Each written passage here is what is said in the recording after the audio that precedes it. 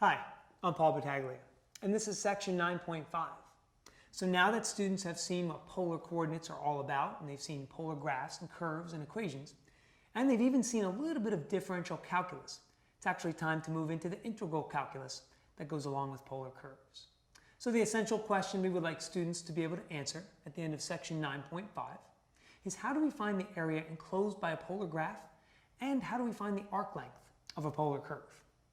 So the first thing we'd like to do is show students the idea that the concept of a limit relates to all aspects of calculus.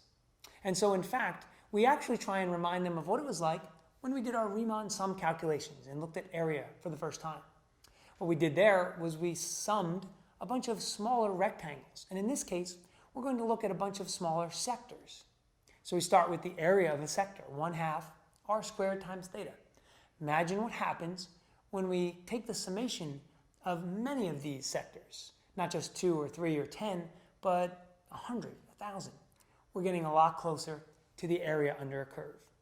Believe it or not, this actually leads to a common mistake because students forget to incorporate that 1/2 constant on the outside of their integral.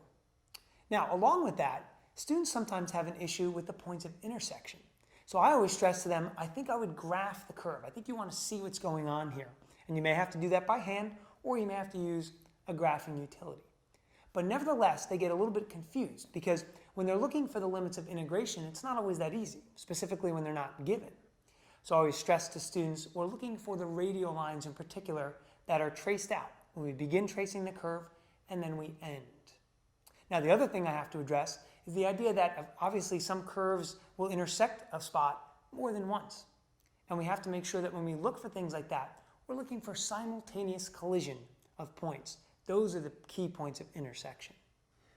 Now, a great way to end the lesson is having students look at example 3, because it really takes area to another level. And what I love about this problem is we go from just finding the area here under a curve to trying to find the area between two curves.